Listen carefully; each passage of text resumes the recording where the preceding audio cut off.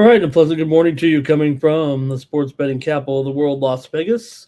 This is Ramon Scott, and welcome to Night Moves here on the Tony's Picks YouTube channel. We get ready for an exciting sports betting day on Monday. Holiday here with King Day. Should be awesome to have a day, just like playing Sunday all over again. We'll have daytime action and college basketball, pro basketball, NHL hockey, and we'll wrap it up with the big football game tonight in the college football national championship. Thank you for joining me here on Night Moves. We get those previews here started in just a moment. Take a look at some of those big games tomorrow. Should be great to have daytime sports on a Monday. Have a happy holiday, everybody, on King Day here as we have a great show planned for you here. We'll see the chat room as well filling up, and we'll also preview what's going on over at Tony'sPicks.com. I'm flying solo here tonight, but I know DeAndre had a big night on Sunday. I had a winner as well. I had a winner yesterday with the New England Patriots right here on the site. Let's go over to Tony'sPicks.com and take a look at the handicapper leaderboards to see who's hot here from the action on Sunday. We definitely had some cappers rolling here a little bit with the games on Sunday. Take a look at the handicapper leaderboards here.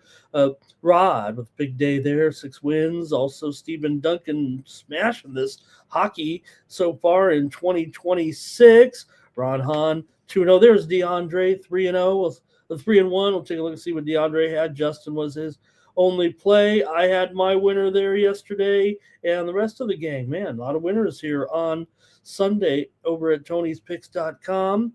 You could use the promo code TonyT at checkout. Save 15% off those premium pick packages, including mine over there on Monday. I'll be ready to roll here in some of the action.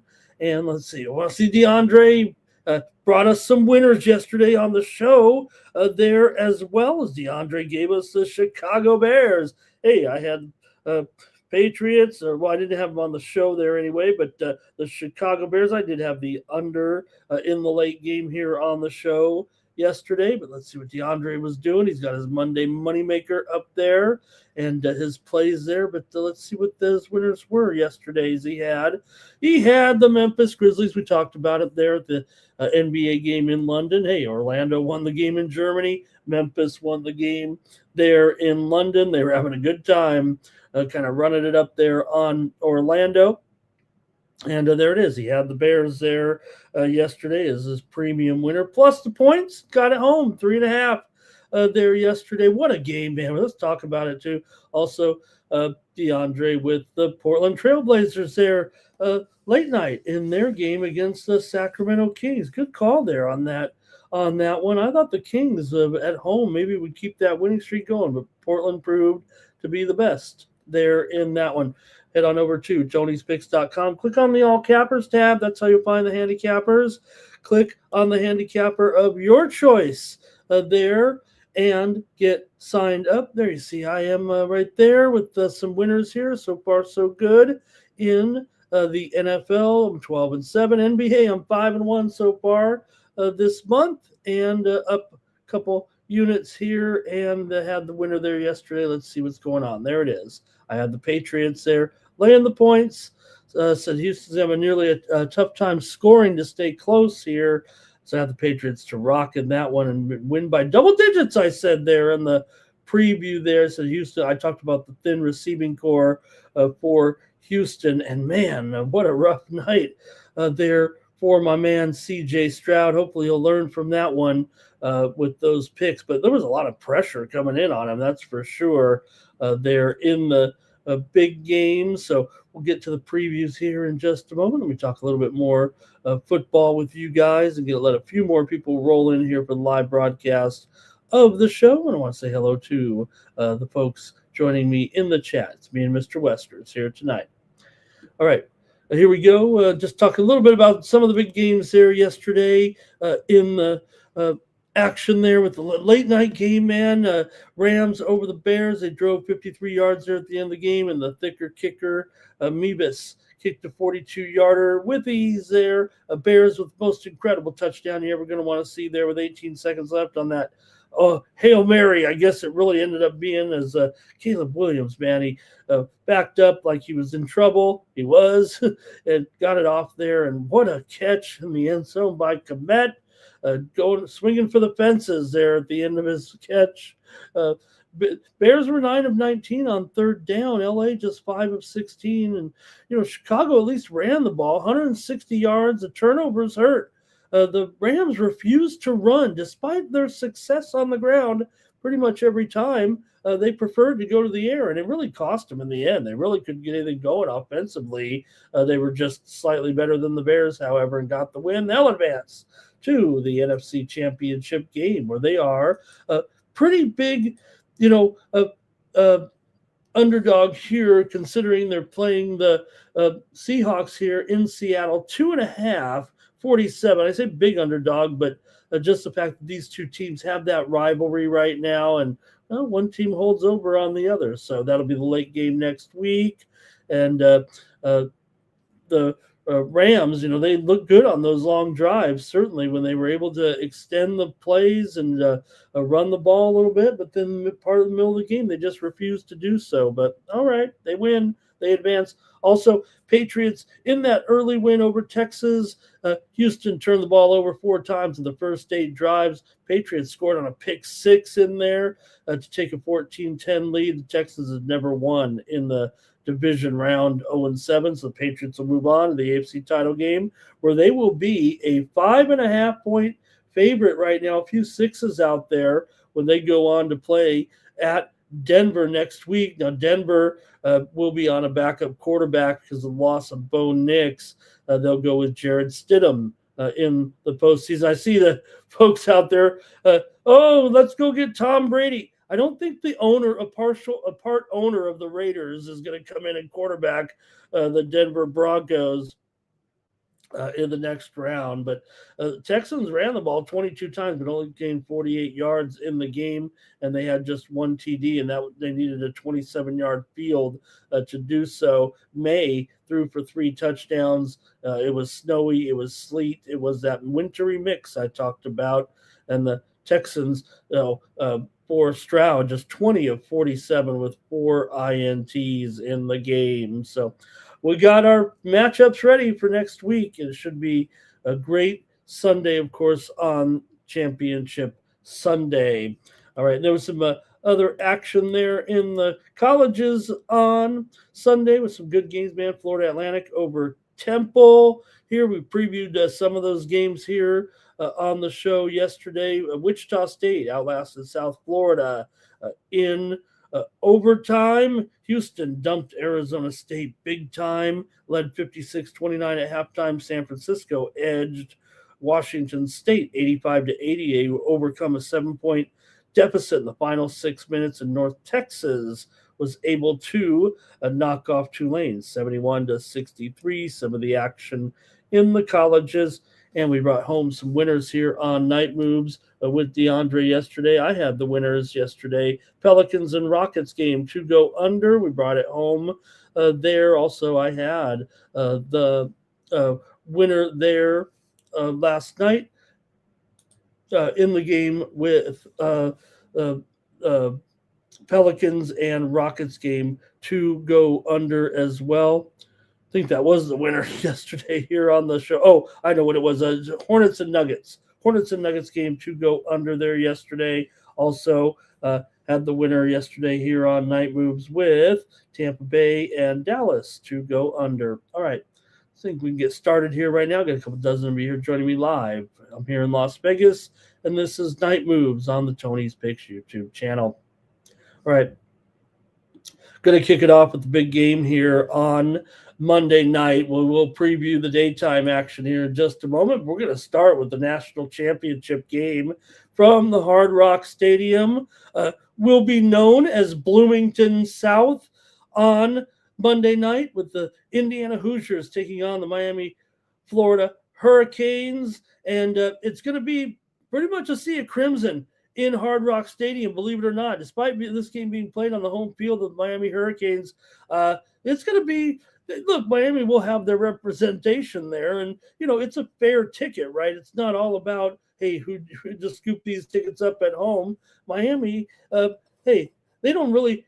Funny is the success that the program has had throughout the decades. They aren't really a team that sells out a lot of games necessarily, and this game will be, man, it's going to feel like almost a home game for the Indiana Hoosiers tomorrow at Hard Rock Stadium. Yeah, Miami will have their fans, but watch out here. Don't think it is a home field advantage necessarily. Yeah, there'll be some, maybe the familiarity of the facilities or the field might be a little bit in Miami's favor, or at least help them a little bit. But man, feels like it's going to be a big crowd here for the Indiana Hoosiers, believe it or not, at the national championship game tomorrow night, for better or worse. But that's going to be part of this, I think, part of the story here actually on Monday as we get ready for the big game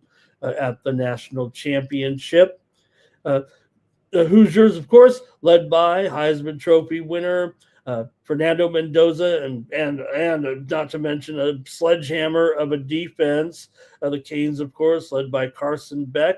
They've got a fierce pass rush, and they've got my man Keontae Scott, who I'm so happy and proud to have interviewed a couple of times in the past. And see him in this national championship game as one of the best defensive players right now, probably in the country, or at least defensive backs, best defensive backs in the country. We saw some of the interviews over the weekend with Coach Signetti, or I should say Coach Signatti. He said, no, I really have no interest in ever coaching in the NFL. He believes he's got the best job in the world right now, taking the Indiana Hoosiers to places where they've never gone before. Even when they said, hey, what about moving on to a different organization? Could that possibly happen? No.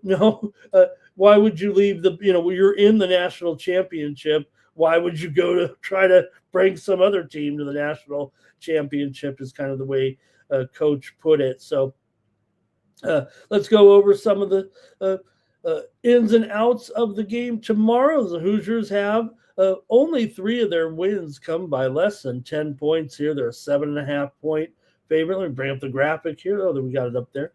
7.5 point favorite. The total here, 47.5. This is the college football national championship game, right? 47.5. That spells doom, in my opinion, for the Miami Hurricanes. I think they will do a little better and contribute to the scoring. Now, I know 7.5. I mean, it's easy to kind of figure it out there. Really, 28-21, just somewhere right in there, 27-20, something like that in the game tomorrow. If you just kind of look at it from a macro level here, but man, the Hoosiers have been kind of a team of destiny. It feels like they've really, mashed some of the teams here. Miami's been great. Miami's had an incredible season, and we think of Miami and their way of doing things in the past, and they've had that certain image, if you want to look at it that way. But man, they've really done it with great talent this year, especially had a couple losses there to start the season. For Mendoza, he started 19 games at Cal before going to Indiana to kind of get this Hoosier team going. But this is his backyard. This is a big moment for Mendoza, the junior quarterback from Miami. But look, he's heading to the NFL after this. We know that. For Miami, for Indiana, they've outscored their last 5 opponents, and this includes the playoff games, 194-45. That's how strong this team has been. They've got a veteran team. They practically returned the entire offense other than the quarterback and one other position or two, and also good defense that really has been unheralded. Indiana just 7-5 against the spread as a favorite this year. They continue to build momentum and, got a lot of attention certainly from bettors here. The Hoosiers 5-1 against the spread in team games, however, with a single digit. They've really been a takeaway defense under Signatti in his tenure here in 2 years, plus 21 in turnovers this season, plus 15 in turnovers last season. That's been a big part of the Hoosiers and their resurgence. Remember, it wasn't just this year. They were starting to move up the ranks last year as well. So they won their 3 playoff games here, obviously, in pretty convincing fashion. 31 56 to 22, of course, 38 to 3, and 13 to 10. So Hoosiers are 8-3 against the spread in their last 11 non-conference games. Big Ten favorites haven't been that great this season in non-conference play, just 500. Hoosiers have gone under in 3 of their last 5 games for Miami. They've won 7 straight games, and in those games allowing just 12 points per game. They won their playoff games 10-3, 24-14, and 31-27. They're plus 11 in turnovers this season, and they also were clutch in games with a single-digit spread, 7-1 ATS. They brought a pretty veteran team back themselves, including most of their defense. My man Keontae Scott was an addition this year as one of 3 starters to not start for the team last year. Of course, Carson Beck, he's been a part of winning programs, of course, with the Georgia Bulldogs, and he took this opportunity to come to Miami to put him in position here, leaving another championship contender. So good move by Beck. He ends up looking like he made the right move there. Now, Miami was an underdog this year 3 times and covered the spread in each of those games.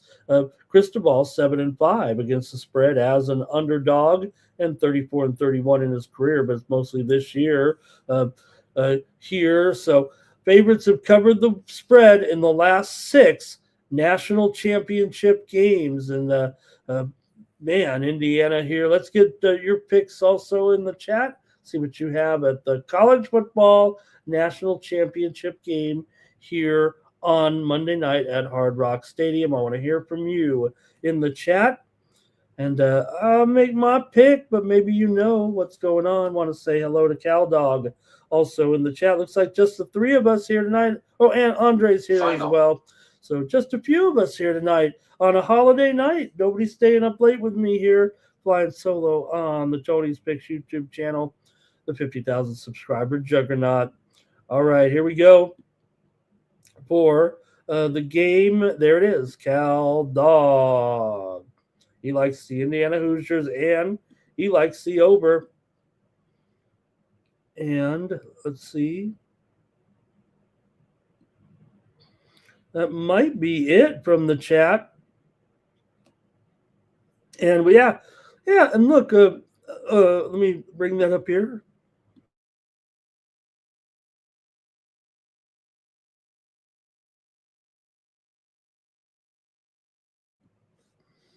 Yeah, there we go. And our sister channel, of course, over there with the Pick Dogs, we're thinking of Mr. Wilson here.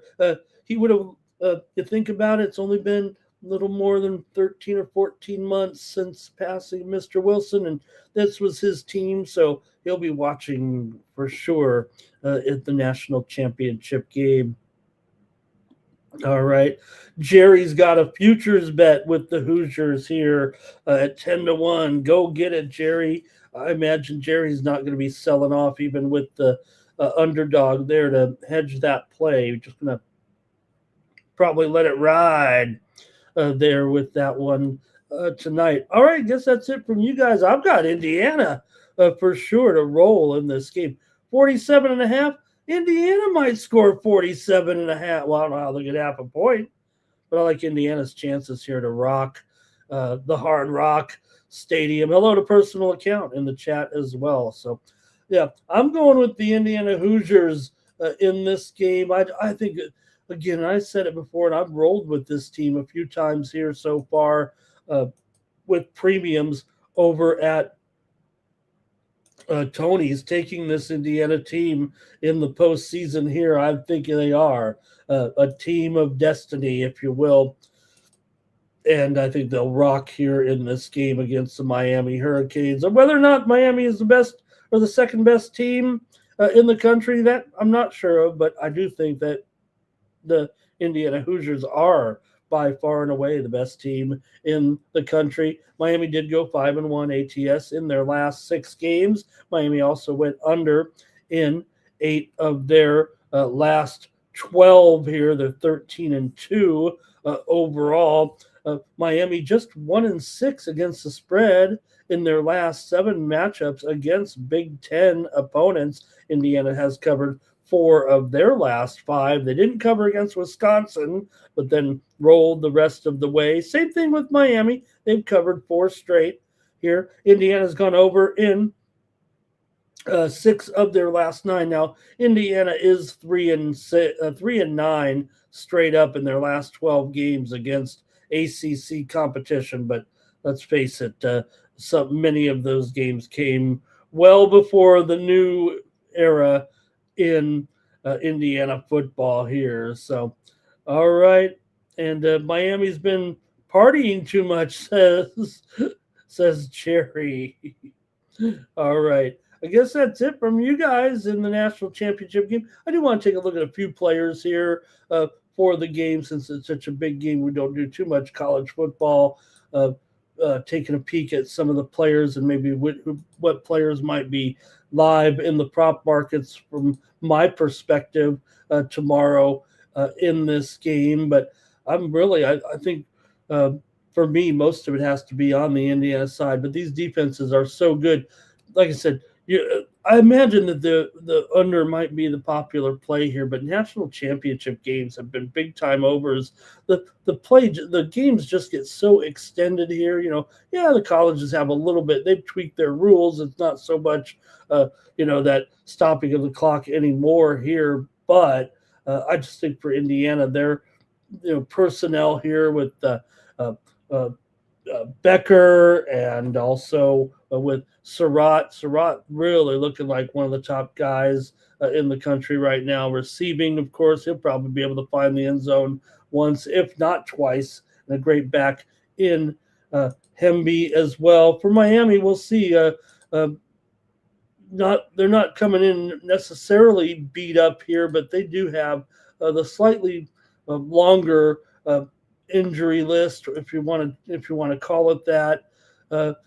Here coming into the game, Miami a little bit cleaner bill of health here, if you will. All right, let's see here. Personal account says Miami on the spread and over, but he would only take the money line here with IU in this one. Look, it's not like maybe Indiana you think inexperienced, but Miami also. I mean, these two teams are kind of this rendition of these teams, especially for Miami, a team that's tasted success before, not in the postseason so much as with the big bowls. We know how the way it's evolved in college football nowadays, a lot different, especially when you're getting paid. All right, that's going to do it. You guys have got your picks in there in the national championship, and I'm on the Hoosiers over Miami on Monday night. All right, we're going to take a look here. We've got a busy day in sports action here for sure with our NBA and NHL card here. Like I said, the college basketball card, a lot of mid-majors. There's a couple of big games, but mostly a Monday card here. But let's get to NBA and take a look at what we have here. Several day games here and mid-afternoon tilts. Let's go to it. And let's speak it into existence here on the Night Moves show here on the Tony's Picks YouTube channel. And we're going to start off here with Eastern Conference action at 2 Eastern, 10 Pacific, with the Milwaukee Bucks on the road taking on the Atlanta Hawks. Both teams come in riding 3-game losing streaks here. Right now, the Bucks with losses to Denver, Minnesota, and San Antonio. Hey, pretty tough schedule. They've been playing a tough schedule here of late. For Atlanta, meanwhile, they too have lost to a couple of decent opponents. Lost to the Lakers, lost to Portland, and lost to Boston here as part of that 3-game losing streak. Atlanta has not been a great favorite this year. In fact, just 7-13 against the spread as a favorite, 7-12 against the spread at home. Many of those games were at home as favorites here. Atlanta's not getting caught as a road favorite too much here, but for Milwaukee in this one, they've lost 4 of their last 5 coming in, gone 1-4 against the spread as well in their last 5 games. They've gone under in 11 of their last 16 and under in 4 of their last 5 games on the road. They're 7-15 to the under on the road this season. Atlanta, meanwhile, they've lost 12 of their last 17, including losing 6 of their last 8 games at home. Atlanta's gone under in 5 of their last 7 games, and 9 of the last 13 matchups between these two teams have gone under. And Atlanta has not necessarily been a big under team this season. In fact, I don't know if this game, to me, maybe the trends do say under, but I don't know if that's going to be the case here. So I'm going to dial it back a little bit. I'm going to take the Atlanta Hawks to win this game. They're just 7-12 at home straight up this season, but Milwaukee is 7-15 straight up as an underdog here.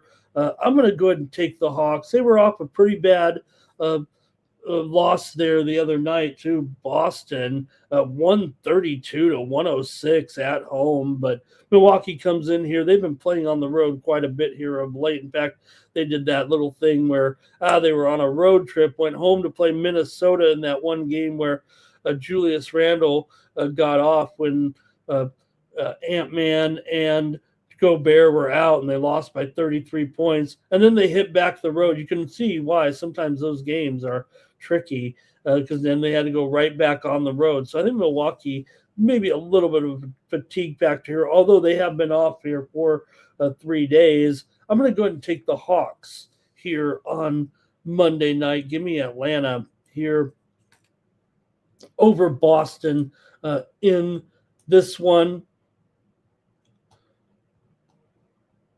If you want to sneak a peek here at the injury report for this one, and you have Dyson Daniels questionable for Atlanta. Ricochet, he is out. Porzingis still out of this lineup. Taurean Prince is still out for Detroit. Hey, we got some comments from you guys in the chat. You're welcome to make comments on these games. And let's see what we got. And Personal Account says, you got to fade the Hawks here, Ramon. They're terrible. Yeah, maybe you're right. They are, pretty woeful here, but they actually have a better record than the Bucks this season. So just by a couple of games.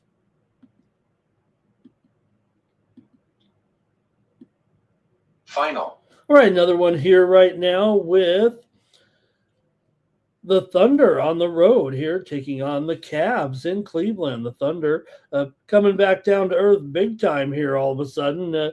They did lose a game here on Saturday. They lost to Miami 122-128. I had Miami in that game. It snapped the Thunder's winning streak. We think, of the Thunder right now and the fact they lost a few games finally.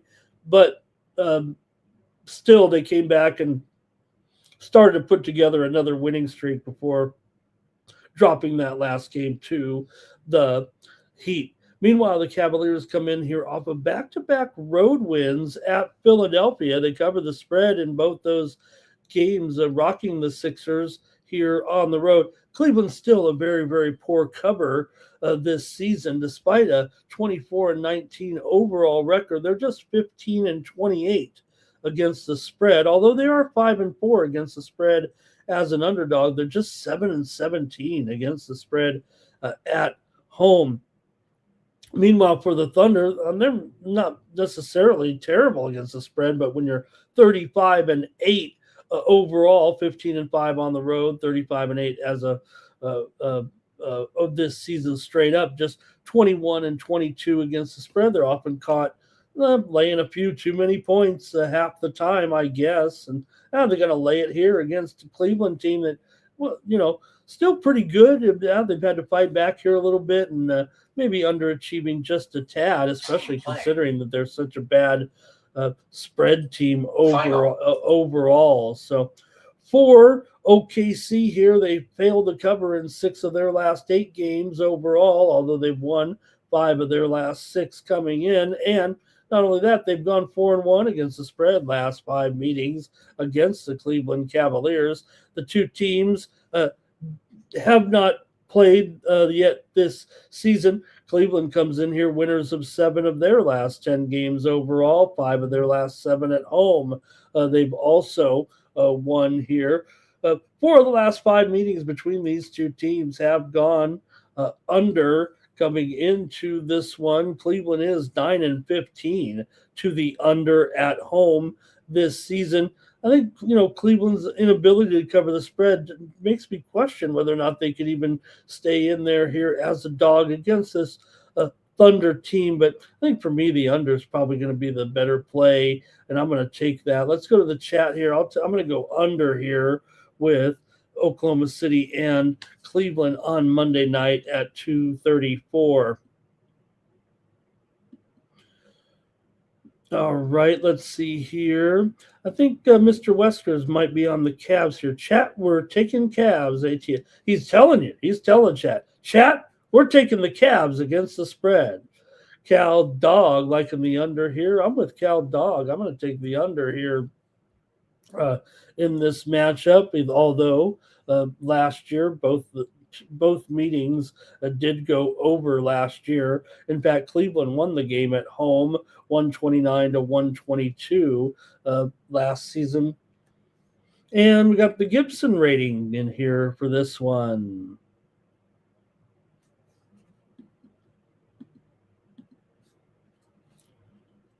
All right, next up, the Clippers are on the road taking on the Wizards in Washington here. This one's at 3:10 Eastern, 12:10 Pacific. Got two teams definitely going in opposite directions right now, with the Washington Wizards here on a pretty long losing streak right now. They've dropped 6 in a row. The Clippers, meanwhile, have won and covered 5 straight games here right now. They've already continued to heat it up here. Man, they put themselves in a big hole to start the season, but they definitely have been rolling here of late. Basically 2 kind of long winning streaks here, all of a sudden broken up by a loss or 2 in there. But other than that, the Clippers have been one of the better teams here since the start of the year, I guess, pretty much right now. Clippers do dominate this series despite the fact that they match up just twice a year. The Clippers have covered the spread in 9 straight meetings against the Washington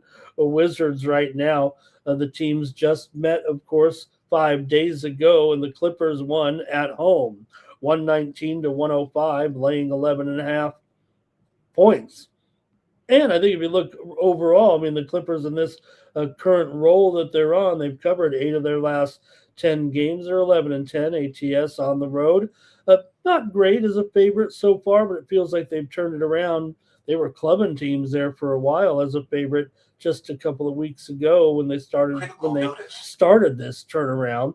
For Washington, meanwhile, just 15-23 against the spread as an underdog. Washington not only has lost 6 straight, but have also failed to cover in 5 of those games. Washington's gone under in 12 of their last 18 games, and 5 of the last 6 meetings between these two teams have gone under, including the earlier matchup this year and both matchups last year. I got to take the Clippers in this one, man. They're in a great groove right now.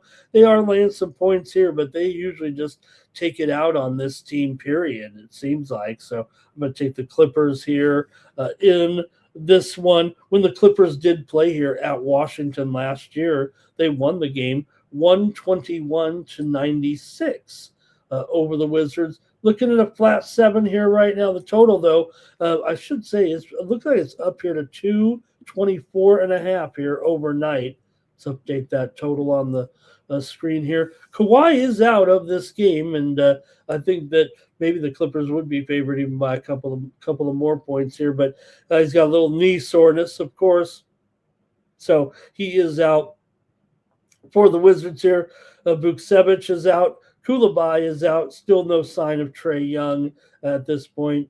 And we did learn that Cam Whitmore has been fighting the shoulder injury, will miss the remainder of the season. I think that was announced over the weekend or late last week there. And for the Clippers, John Collins, he's probable in this one. And we got a couple of plays maybe here from the chat. Cal Dog likes the over here. And you got the Gibson ratings here. It says go take the Clippers and the under. I'll take the Clippers.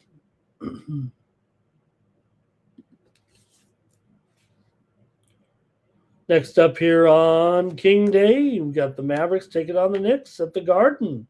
Great matchup here with the Knicks favored by 10, maybe 10.5 here right now, total 230. This one at 5:10 Eastern, 2:10 Pacific, with Dallas coming in with a couple of wins in a row. You know what? Cooper Flagg's been hurt, and they've stepped up with a couple of wins.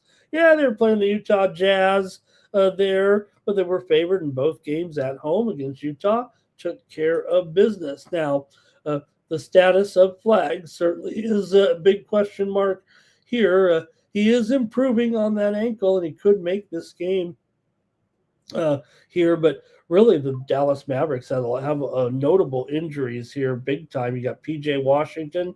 He's out of this game. Of course, AD is out long-term here with that wrist surgery.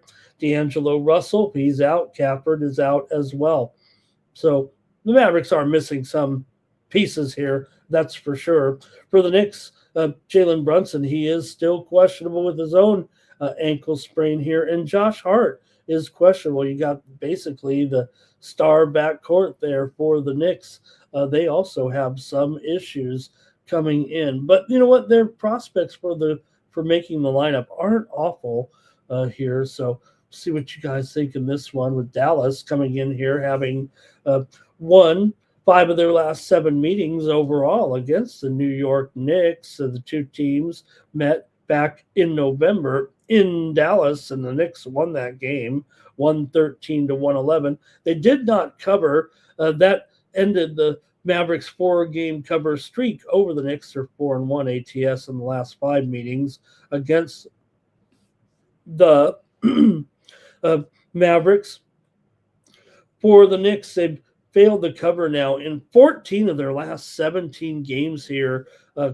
Currently, they were a big cover there for a while, and now they're still 15-7 ATS at home. That's where they've done most of their good work. And Dallas just 6-13 against the spread on the road. But Dallas has been a good underdog, 15-10 ATS as a dog.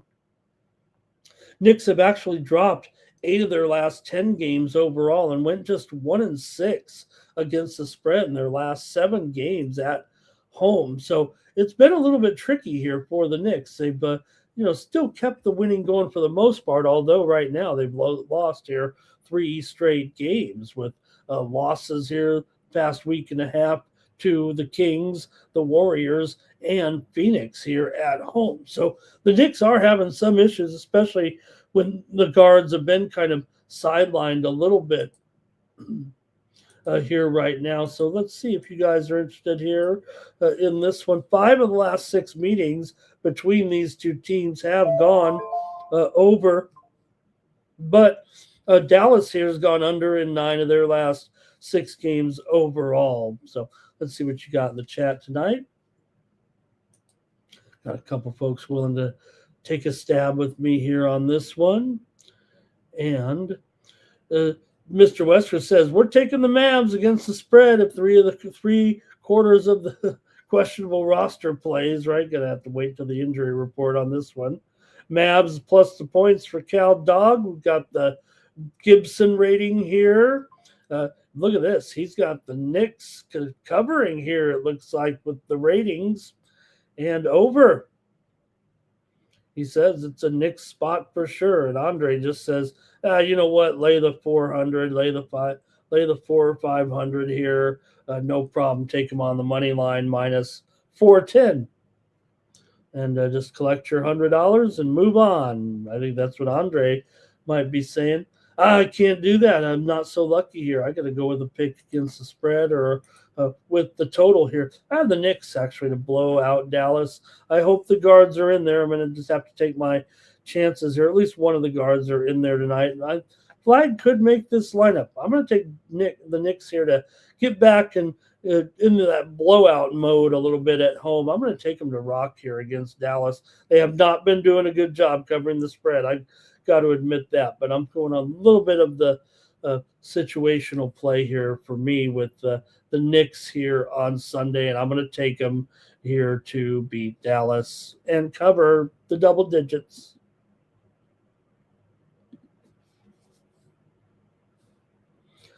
All right, the Utah Jazz going to be at San Antonio here, holiday action on Monday, 5:10 Eastern, 2:10 Pacific, with the Spurs coming in off of a couple of wins here into this one over Milwaukee and over Minnesota. They didn't cover against Minnesota. It was a thriller, 126-123, but San Antonio still playing pretty well here of late.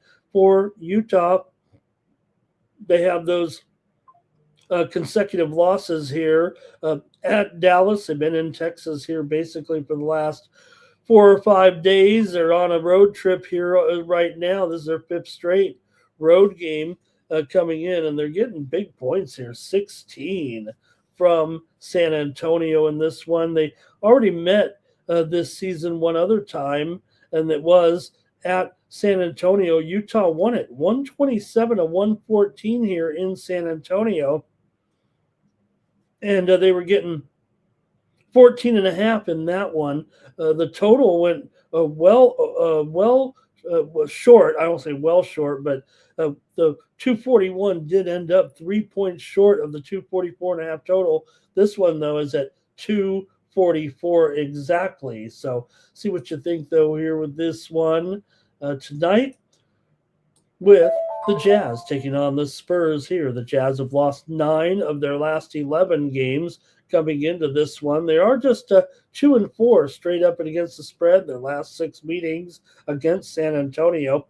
Utah's gone over in 4 of their last 5 games. They're also 24-14 to the over as an underdog. For San Antonio here, they've won 4 of their last 6, won and covered 4 of their last 6 games right now. They've won 4 of their last 5 games at home. They've gone under in 8 of their last 9 games coming into this one. They're also 11-17 to the under as a favorite here. Maybe the trends could point a little bit to the over, maybe be more because of the Jazz. And we know their penchant for playing in some pretty high-scoring games and giving it up big time here. It feels like defensively, if you know what I mean. So we could get your comments here if you want in this one with the Jazz here on the road, getting 16.5. Lauri Markkanen is out of this game. Usually it's, hey, Markkanen in, they cover. Markkanen out, not so much. So Markkanen here missing this game right now. He's missed 9 games so far this season. That's 28 points. You don't want to be missing there. Also, Isaiah Collier is questionable here for the Jazz. So, hey, we got some comments from you in the chat. Maybe I'll go to the chat first before I make my call here. Cal Dog says that's too many points for the Spurs, to lay it here. Yeah, they're 12, 14, and 2 as a favorite this year. Maybe it's a little bit tough to decipher with such a large double-digit spread. They did cover against Milwaukee the other night, laying 7.5, but Andre says Jazz plus the points. It's just too many points. And here is Greg here on the Gibson ratings. I think he likes San Antonio there with the Gibson ratings. Cal Dog likes the under here. And all right, I think that's going to do it for this one. I guess I'm going to make my call here, and I'm going to take the Spurs to win comfortably here and cover this huge spread. Like I said, without Markkanen, the Jazz have had some struggles here, and they're coming off big losses here to Dallas right now on the road here in Texas. They just lost by 22 points and 18 points in back-to-back games against Dallas, who didn't have Cooper Flag in those games. Not that that maybe matters in the context of this matchup, but I'm going to go ahead and take the Spurs to crush them. All right. Here we go. Next up. Now we're into the evening action here now at 7:10 Eastern and 4:10 Pacific with the Sixers hosting the Pacers right now. Sixers have lost two in a row here right now with losses to Cleveland at home here, back-to-back games, or 2 games in 3 nights anyway. Philadelphia lost 133 to 107. And 117 to 115, basically just a slight favorite in both games, so didn't fare well for the Sixers. For the Pacers here, meanwhile, they come in here off of a loss at Detroit, 121 to 78, in a real clunker there. That was after they had knocked off New Orleans at home. But for Indiana here, they are just 8-11. Against the spread on the road. Philly comes in here still 23-16 ATS, 14-10 ATS as a favorite. They're not terrific against the spread at home, going just 9-12 in their home games so far this season ATS. Indiana, meanwhile, has lost 15 of their last 19 coming in. They've beaten the Pacers, the Sixers in 5 of the last 7 meetings. Between the two teams, Indiana also has covered 5 of their last 7 games coming into this one. They've been able to take advantage as an underdog here of late. For Philadelphia, meanwhile, they've won 8 of the last 11 meetings against the Pacers coming in. They've gone over in 14 of their last 19 games against the Pacers overall. Philadelphia has also gone over in 5 of their last 6 games here at home. So we'll see what you guys like in this one with the Pacers on the road taking on the Sixers here. And let's take a look at the injury report. This one almost inconsequential here. It feels like PG and Embiid. They are questionable in this game. I think they're going to be able to make the lineup here. Ben Mathurin is still out for the Pacers here, but got some plays from you guys in the chat. Here, it's going to be Andre likes the Sixers here in this one. The Gibson ratings seems to like Indiana here in this one, and maybe a slight play on the over there. Maybe it is 220. I got to update this total for sure. This one's up to, looks like 228.5, even some 229s out there. This one's been on the move higher here. Got a few more comments from you guys. Andre likes Maxey to go for more than 25 and Edgecombe in his points and assists. Mr. Wesker says both these teams are terrible. And we got Grimes for a prop here. And Greg says Indiana plays them tough. Yeah, well, they should. I mean, Indiana's been a better program here. The two teams did meet in December. It was 115 to 105. The Sixers got the win at home.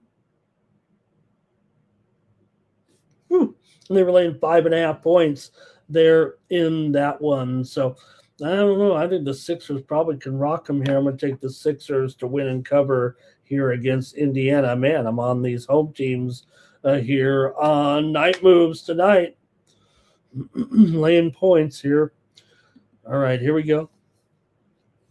Next up, the Phoenix Moneymakers taking on the Brooklyn Nets. Man, Phoenix just continues to rock here. They've reached now the 30-win plateau in the cover department. They're 30-12 ATS. The Suns are 15-2 against the spread as a favorite here, going up against a Brooklyn team that's not very good against the spread. 17-21 against the spread as an underdog here coming into this one. So for the Nets here, they've lost 6 of their last 7 games coming in, covering the spread in just 2 of their last 6 games overall. They've gone under in 4 of their last 5 games and 7 of their last 10 overall. Brooklyn's 8-13 to the under at home, and 16-22 to the under as an underdog. Meanwhile, for Phoenix, they also are a big time under team here. Despite all their success, I don't know if that means they are great defensively. They're pretty good defensively, actually, but they are 3-7 to the under in their last 10 games and 5-12 to the under as a favorite. Phoenix has gone under in 7 of their last 8 games. They've covered the spread in 8 of their last 9 overall and have won 10 of their last 14 games here. I am a little worried that the Suns here, this might be a spot to sleepwalk here. Not that they, would do that, but this one on this Monday game, I'm a little bit skeptical. I'm going to take the under here in this one with Phoenix. Look, they should crush. They're covering the spread like nobody's business right now. Best spread team in the league, almost by far here. And you got a Brooklyn team coming in here off of a loss to the Bulls. They played back-to-back games against the Bulls 2 and 3 nights. They did win the first one and covered, but then lost the game at Chicago by 22 points, a 7.5-point dog. Like I said, they've failed to cover here in 4 of their last 5. Meanwhile, for the Suns, they just beat the Knicks on the road, 106-99. This is the 4th straight road game here for Phoenix, so you could consider that. They have lost 2 of the 3, dropping games to Miami and Detroit. Obviously, this one's a little bit easier. And let's see what you guys have in the chat. Thank you for joining me here on Night Moves. All right, we got Suns in a blowout here for Andre.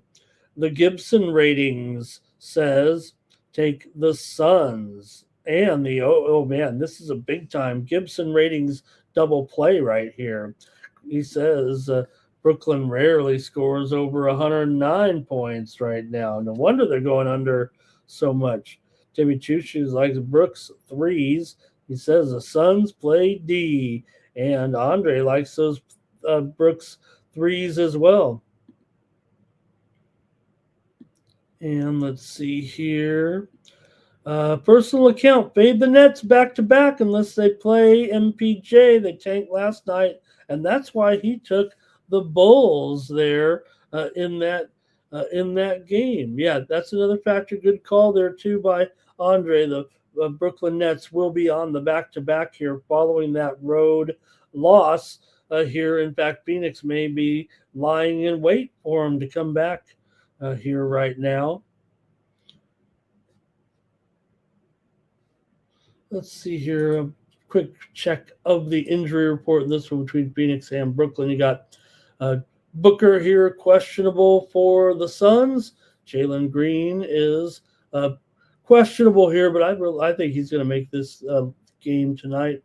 And for Brooklyn, Zaire Williams still questionable. Drake Powell questionable as well.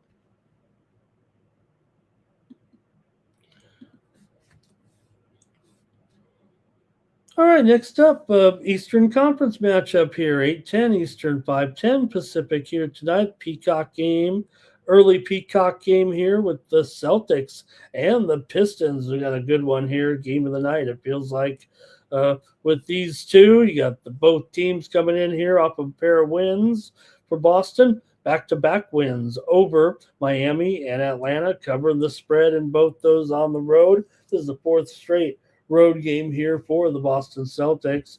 For Detroit, meanwhile, they're off back-to-back wins over Phoenix and that blowout win over Indiana. So Detroit in a pretty good run here as well. Coming in to this matchup, they're a 3.5-point favorite are the Pistons, and the total here 224.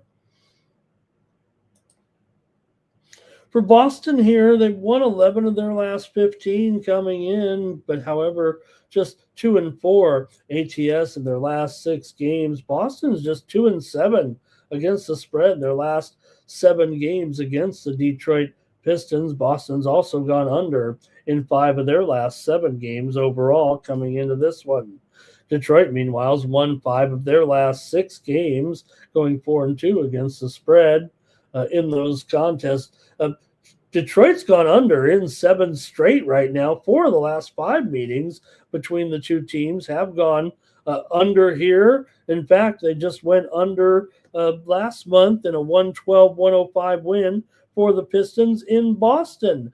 112-105, 7-point win there. So, look, both teams are going under here, and the series is an under. I'm going to take the under in this one between Boston and Detroit at 224.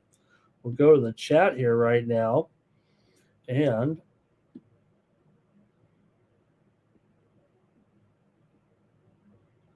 yeah, personal account talking about that back there. Okay, let's see what we got here in this one. I might have missed your chat there. Mr. Weskers likes the Celtics against the spread. Andre likes the Pistons on the money line here in this one. The Gibson rating says take Detroit and the under. Personal account says fade the Pistons, but he might be kidding. And Cal Dog liking the Celtics. Greg says both teams could be tired here there, although they both did not play on Sunday. And I'm going to take the under here in this one between Boston and Detroit. All right, we're on the last game right now for the NBA card, huh?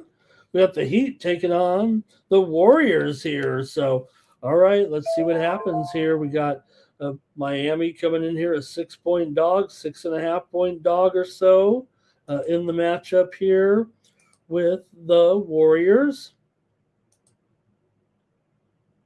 Let's see, 238.5. Looks like the total's dropped a little bit. So Jimmy Butler will be able to make this game. He has, I don't know what his deal was there in that last game. He left mid-game there, but you also have Draymond Greenland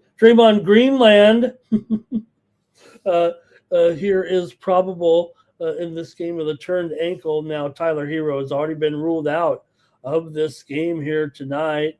Nikola Jovic, he's probable. Jaquez probable. Davion Mitchell probable. So 3 guys have been battling a little bit of injury here of late, all back in the lineup here for the Miami Heat tonight. They're getting the points. The Warriors have won 3 straight games coming in to this one, wins and covers. At home here over Portland, the Knicks, and Charlotte. The Warriors have basically been at home almost the entire month here so far. For Miami, they're coming in off of a home win and cover over OKC. We had the Heat in that one, 122-120 as an 11.5-point dog here. These two teams did already play their first matchup of the season in Miami, 110-96. Miami rocked the Heat in that one.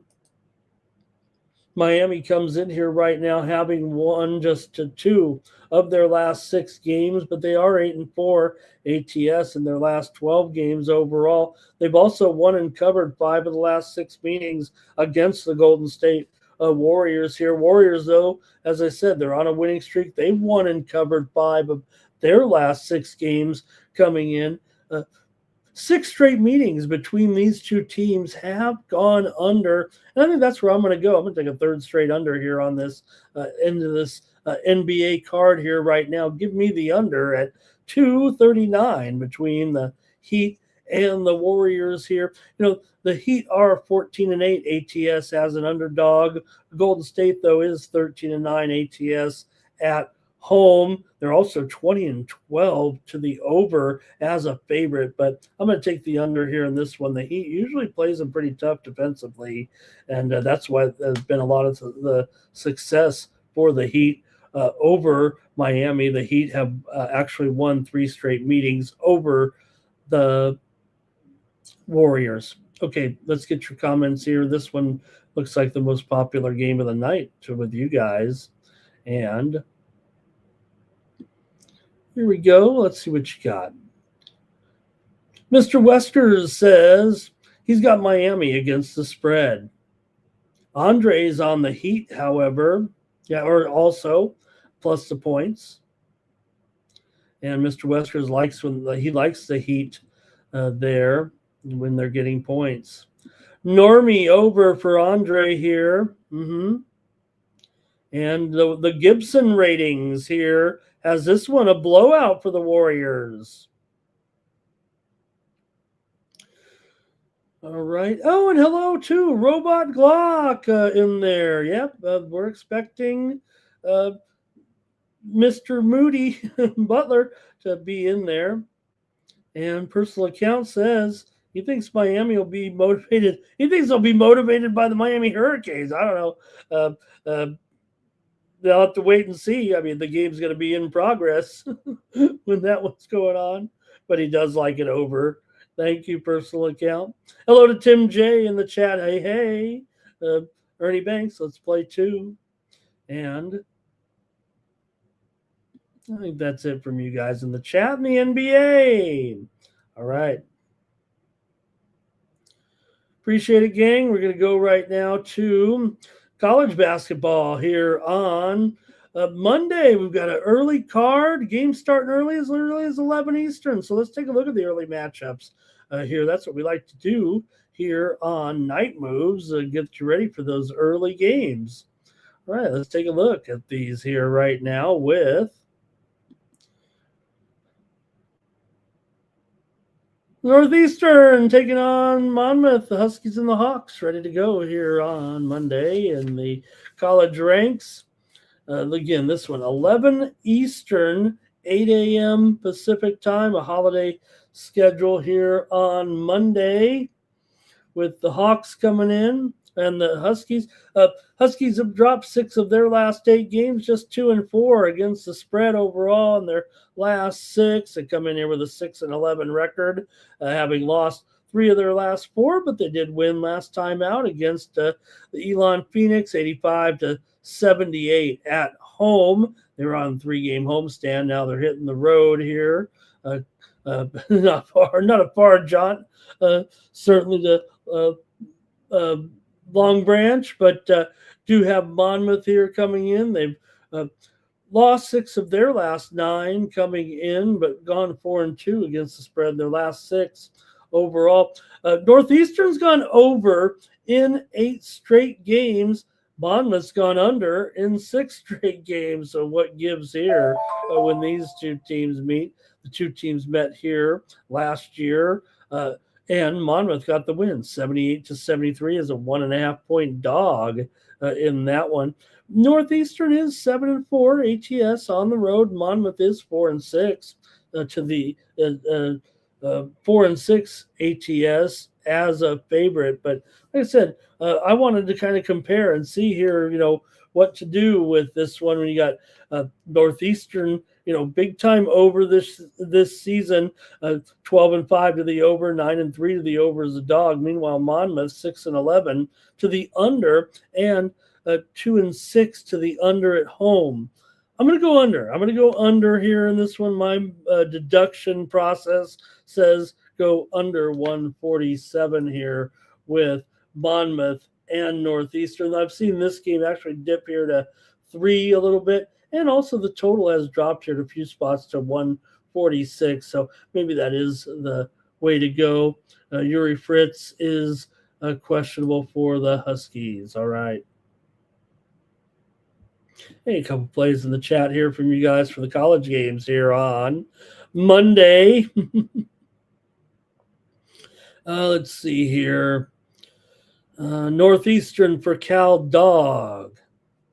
And he says, didn't they beat Elon there? Yep, they hammered Elon at home, and they were 3.5-point dogs in that game. The Gibson ratings here say take Monmouth and the under. And Andre's on Monmouth as well.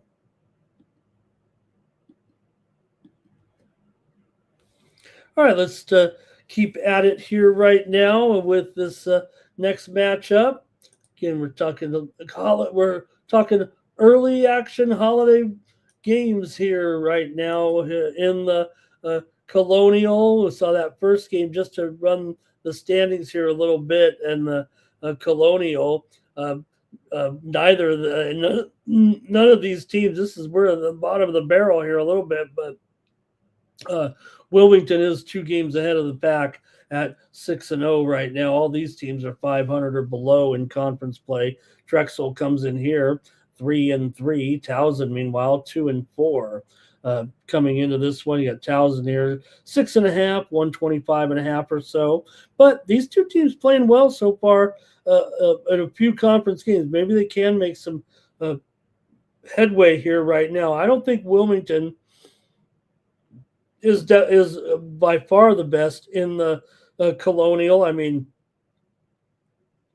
second place Hofstra is pretty good as well, and I think probably William and Mary in there. But out of this group that we just talked about, these 4 teams, I think Towson might be the best. They've won a couple of games in a row here right now to make up for some a bad start, but they won and covered against Northeastern and won and covered against Charleston. Drexel, meanwhile, has won 3 straight with wins and covers over Stony Brook. Stony Brook, I think it was, and also William and Mary and Monmouth. One was a non-conference game in there. No, Stony Brook's in the Colonial now. I keep forgetting. All right, let's see what you guys have here, though. In this one, Drexel's 3-6 against the spread on the road, but 5-4. ATS is a dog. Towson 4-3 against the spread at home. So let's go with it here in this matchup from the Colonial with Drexel and Towson.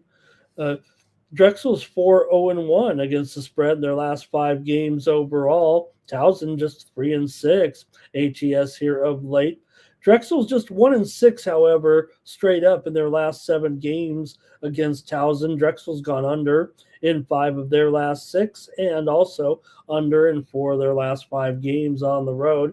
Towson's gone under in 7 of their last 9 games. However, 4 of the last 5 meetings between these 2 teams have actually gone over here, and these are 2 teams that are, play pretty low scoring games. That's for sure. So I kind of want to go under here. Let me see what the chat has. I think I'm stuck with the under in this game. Here we go. We got some plays from the chat. It's going to be Towson for Robot Glock. He likes them to cover easy. Cal Dog likes Drexel here. Monmouth, let's see, Monmouth back there in that other game for Robot Glock. He says Drexel's winning too many games. Time for them to lose. And hello to James Kelly in the chat. Nice to see you, James. He said, told you, Patriots and the Rams cashed. All right, great job there, James. And yeah, I took the Rams on the money line. Good job. Greg there says 63-61 for Towson here. Yeah, I did take the Bears. You're right there with the points. And great to have Tim in here as well. All right, I got to make my call here in this matchup with Drexel and Towson. I like what you guys are saying there a little bit about. Like I said, I think Towson is, pretty good team. Just off to a slow start, they'd have to kind of rally a little bit. I'm gonna take another under here. I know these 2 teams. I mean, look, this is 126 here. Towson is 6-11 to the under so far, 2-5 to the under at home. We already mentioned that they've been going under in 7 of their last 9 games overall. So I'll take the under again here at 126.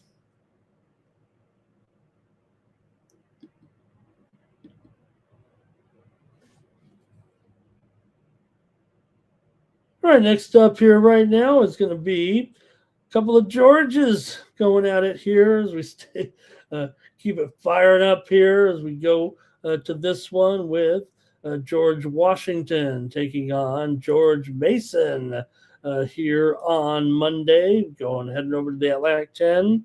For these 2, you got Mason here favored by 3, total 154.5 with George Mason coming into this one so far for Mason here in this matchup against George Washington.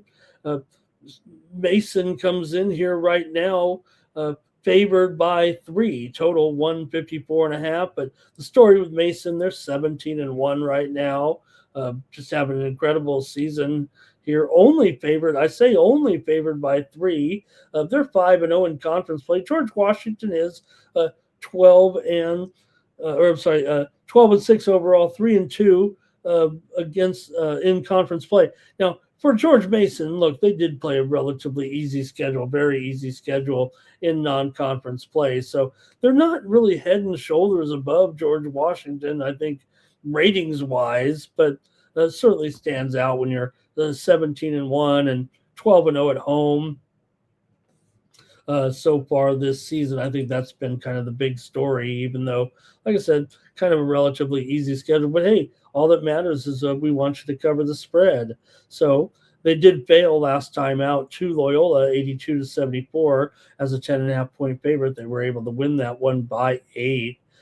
But before that, covers over Rhode Island, Fordham, and VCU. So Mason still 8-5 against the spread at home. For George Washington here, they are coming in off of a loss to Davidson, 84-79. They did beat Loyola 101-66 prior to that at home. So see what you like here with this one, with the G-Dub and GMU coming in. George Washington has won 12 of their last 12 of 18 games this season. Also, they've gone 4-2 ATS in their last 6 games. George Washington has gone over in 13 of their last 20, dating a little bit back to last season. George Mason here just 3-6 against the spread in their last 9 games. They've been having to lay some points after the incredible start, but like I said, 3-1 ATS in their last 4 games coming in. So are they really that much better? The spread says not, with just a 3-point spread. Mason's gone over in 5 of their last 7 games coming into this one. Let's go to the chat, see what you have here with George Washington and George Mason. Right, here we go. Let's take a look here right now with, I think Mr. Westcoast, I think this is George Washington against the spread. And Robot Glock says George Mason favored by 3. Somebody must be out for George Washington. I don't know. I think a lot has to do with the 17-1 record of George Mason. Like I said, they're probably not as good as that record indicates, or I don't want to say they're not as good. Like I said, they've beaten who they've beaten. For George Washington here, let's see. Still the same injury report here for the last week. You got Rougeron questionable and Bevins questionable for Mason here. Woodward questionable, Procise questionable, Ellington questionable. So I want to say thank you to James Kelly here. Really appreciate you, James, and really appreciate your support of us here on the Tony's Picks YouTube channel. Greg here, see what he says. The Gibson ratings has GW to win this game. Upset outright here. And he likes this one under for sure. This is a strong one on the Gibson ratings tonight. Tim likes GW here. And Greg will follow it up with a money line. And Greg says the wrong team is favored. Robot Glock also on the Colonials here. Okay. Yeah, man. 17-1, not good enough for you guys. That's for sure. I better just, I might be leading to that favorite. So let me go to the total here, and I'm going to take it over in this one between George Washington and George Mason. I'm not saying I'm a total believer, but 17-1, pretty strong record. Hey, George Washington, like I said, 12-6 here. They have lost 2 of their last 3 games. Not only did they lose to Davidson, but they lost to Dayton on the road. So I'll go over here. You guys talking me off Mason a little bit here. All right, Princeton and Marquette got some big conference action here as we head to the Big East in this one, with the Friars on the road here taking on Marquette on Monday night, 6 Eastern and 3 Pacific for this one. For Providence here, they're 9-9. They've lost 3 of their last 4, but coming off of a win over Creighton, Final. 93-88 is a 2.5-point dog at home. Meanwhile, Marquette is broken somehow. For Shaka Smart, one of his toughest seasons, it feels like, in quite a while coming in. I mean, man, look at them. They're right now here for Marquette, just 6-13, a 3-game losing streak with losses here to Villanova, St. John's, and they even lost that last game to DePaul here right now. So for Providence here, they come in with a 2-5 conference record. Marquette, meanwhile, 1-7 so far for the Warriors here. So Marquette coming in just 4-9 ATS at home, 2-7 ATS as a favorite. Providence 5-3 against the spread so far as an underdog. For Providence here, they've lost 5 of their last 7. They've also failed 1-5 ATS, straight up, and ATS in their last 6 games against Marquette. Marquette's gone just 2-9 ATS in their last 9 games overall, including just 1-7 against the spread in their last 8 games at home. Marquette has gone over in 4 of their last 6, but they are just 3-5-1 to the under as a favorite. Providence is 6-2 to the over as a dog here, and also 13-5 to the over as a overall.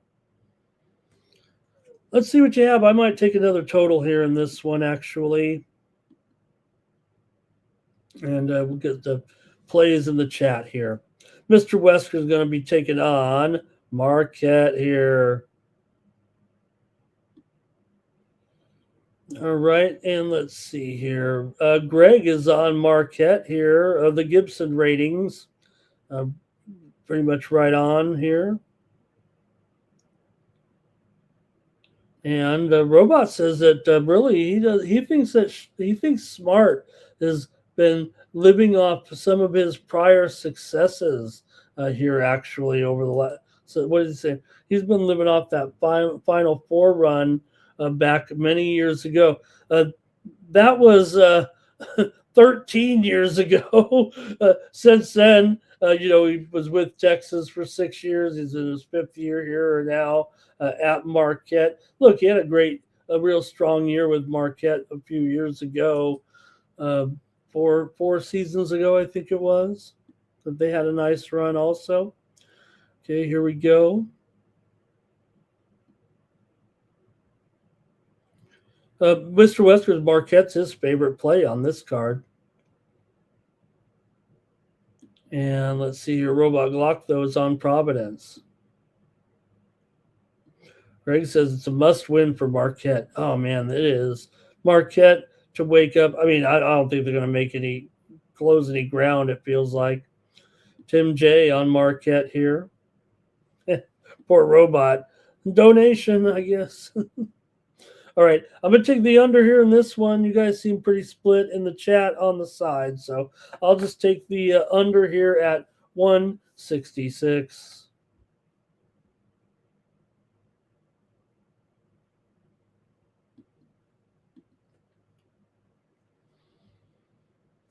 All right, we're going to grab one game here from the added board on Monday night. It's going to be Stephen F. Austin taking on Nichols. Man, we talk a lot about Nichols. Maybe I'm going to too many of their matchups here, but you have Stephen F. Austin actually favored on the road here against Nichols on Monday night.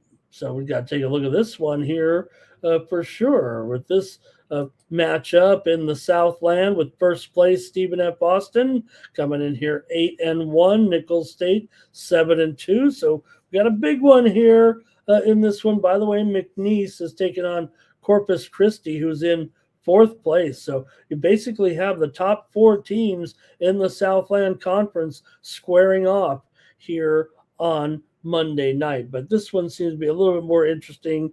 There, McNeese is still a pretty big favorite in their matchup, actually, with Corpus Christi favored by 7 on the road. So let me take a look at this one here with SFA coming in 15-3, Nichols 16-10 or 6-10. Nichols with consecutive losses to McNeese and to Lamar. They were favored over Lamar on Saturday and lost 90-80. Stephen F. Austin, meanwhile, with 3 straight wins here over Houston Christian, Incarnate Word, and New Orleans here to keep pace right now. SFA 13-3 against the spread, 10-2 against the spread as a favorite. 6-3 ATS on the road for Nichols. Meanwhile, 8-9 ATS, 3-2 ATS at home. SFA is 5-11 to the under, but Nichols is 11-6 to the over. What to do with this matchup? Stephen F. Austin's covered 9 of their last 10 overall. They've also won 10 of their last 11, although they're just 1-4 against the spread in their last 5 matchups with Nichols State. In fact, these 2 teams met here twice last season, and Nichols State won them both. They were 4-point favorites at home and won 73-61 last season, a 12-point win for Nichols over SFA. Nichols has won 8 of their last 11 and won 7 of their last 8 games at home, including beating Stephen F. Austin in 6 of their last 9 meetings overall here at Nichols State.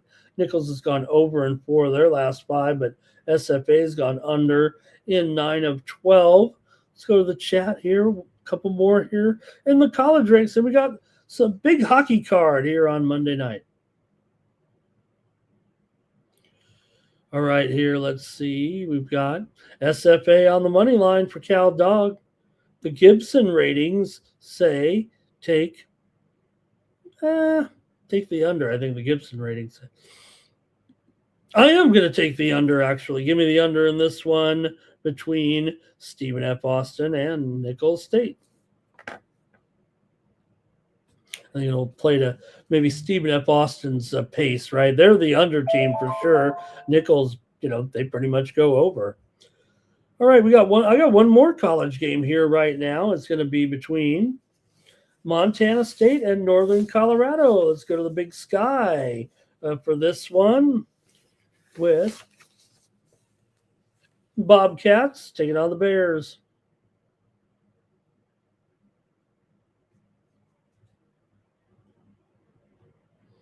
All right, here we go. For Montana, they come in here having covered 4 of their last 5 games overall. They're 10-8 coming in right now, playing pretty well. They're coming in off of a win over Montana at home, favored by 5.5 here. They did lose to Idaho before that, but had wins over these Northern Colorado Bears. These 2 teams did play on New Year's Day, and Montana State finally beat Northern Colorado 89-75 here for a big win. Usually Northern Colorado's kind of dominated the series in this matchup, but Montana State was finally able to get a win in the last meeting. Montana State is 7-3 against the spread on the road. Northern Colorado's failed to cover in 7 of their last 10 games coming into this one. And, Northern Colorado won the meeting here last year, 72-45 at home, but I think Montana State's made some big strides here. And you look at the current standings here in the Big Sky Conference. Of course, Portland State leading the way, but Montana State is just 1 game back with a 4-1 record. Portland State is 5-0. Northern Colorado, meanwhile, 1-5 currently here in conference play. I'm going to take Montana State here to win and cover on the road, or to win. I think they'll win. They're a 3-point dog here Like I said, they're 4-1 in conference. Northern Colorado's 1-5 in conference. Quinn Quinn Denker, he's a pretty good player for Northern Colorado, but he's just not getting enough support. And I think you'll see Pat McMahon and Montana State here probably win this one. All right, and let's see here. Mr. Wesker is liking Northern Colorado against the spread. The Gibson ratings also like, the Gibson ratings actually favor Montana State and maybe the under. Mr. Wesker will take the Bears on the money line. He's been waiting for this game. And Robot Glock does say, hey, it's a revenge game here now for the Bears. All right, I think that's it for the college game. Thank you to the chat. We got a big hockey card here. Holiday hockey card on King Day. That was a great. Okay, here we go. Let's get to the hockey action here. We got a 10-game holiday card here. Just a few games in the afternoon, however. And we'll get to it right now and start it off with those Buffalo Sabres on the road taking on the Carolina Hurricanes. Hurricanes here, $1.90, maybe even $2 here in this one. Total 6.5 here. But boy, no respect here for the Sabres despite their incredible run here right now. They did lose their last game. They've actually lost 2 of the last 4 games overall. They lost to Minnesota the other night, 5-4. For Carolina, meanwhile, they come in here off back-to-back wins over Florida and New Jersey. The big deal here for the Buffalo Sabres right now in this incredible winning streak. They've actually put together kind of 2 winning streaks here. Yeah, they lost last time out, but they've still won 8 of their last 9 games on the road and 15 of their last 18 games overall. Carolina's won 14 out of the last 20 meetings, but that was before the new Buffalo was here. I will say this, Carolina's also beaten Buffalo in 12 straight games at home. So that is total dominance, no doubt about it. Still, this is a different Buffalo club right now, and even as a plus 160 underdog, they're kind of still got to lay a little bit here if you're interested in them on the puck line. But maybe that's the right call still. The way that Buffalo has been playing right now. Buffalo's gone over in 7 straight games. Carolina's gone over in 5 of their last 6. And here for Carolina right now, they've also gone over in 17 of their 26 home games. Buffalo just 9-14 to the under as an underdog. Carolina been a terrific favorite here, usually getting the job done. But let's see what you have here if you want to play along with me here with the NHL card here on Monday night. Monday afternoon. This one's at 1:30 Eastern and 10:30 Pacific time. I'll see what you guys have in the chat here in this matchup. And it's going to be the Gibson rating, say 4-3 Buffalo here. And Robot Glock, he says the Sabres are going to lose. Greg says you can't take the Canes. They've just cost him too much money this season. The Canes, yeah, you look at Carolina right now and this season and their ratings here a little bit. They are just down 2 units this season. They haven't been awful, actually. Cal Dog does like the Sabres here as well. Greg says every time he takes the Canes, they lose. All right. Yeah, I'm gonna take the over. Actually, the Sabers look. This is pretty good. I don't want to give out $1.45 though. Here, I kind of like them on the puck line to stay in. They've just been so good here that even if they don't win, they just super competitive right now. The Sabers, just terrific. Look, they just lost. They were actually favored in that game against Minnesota on Saturday, even though they lost. It's always a one-goal game with this Sabers team. They're 14-9 as a puck line dog this season, so pretty decent there. I'll go over here in this one. Carolina, like I said, 17-9 to the over at home. I'll take the over. The Capitals are on the road taking on the Avalanche here. Capitals coming in here off a pair of losses. Colorado's lost 2 in a row. Colorado, all of a sudden, man, what's going on here? Been some issues here of late. They finally lost at home as well. Still, you got Washington here. 5-10 straight up as an underdog, but look, they're ultra competitive on the puck line here. 11-4 as a puck line dog. We know Colorado, one of the few teams, is a kind of a winner as a puck line favorite. Don't see that too often, but for Washington here, they've actually lost 13 of their last 19 overall. They've lost 5 of the last 6 games against the Avalanche. They've gone just 2-7 their last 9 on the road, which they started off, remember, hot on the road. Now all of a sudden they're 10-9 on the road. So Washington's dropped 7 of their last, as I said, 7 of their last 9 on the road. They've gone under in 4 of their last 6 games overall. For Colorado here, they still won 12 of their last 16. That's kind of a slump for them. They've actually lost 7 of the last 10 games to the Capitals at home.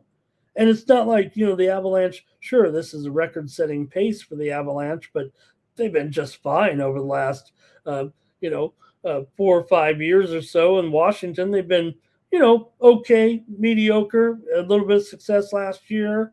But funny that Washington does seem to have such success coming in here. I will say this, it's almost like a home and home reverse. At home, Washington loses to Colorado. And on the road, they beat Colorado. It's kind of weird that Washington's actually lost 5 of the last 6 games to Colorado, and 3 of those games coming basically at home. So, like I said, Colorado wins at Washington. Washington wins at Colorado. So let's see here. I probably end up taking a puck line here. It's a little cheaper than that last game. So give me Washington here to hang in there with the Avs in this one. They're minus $1.35 or so on the puck line, and that's what I'll do. I'm going to take Washington here on the puck line. The Gibson ratings say Colorado and over. Final.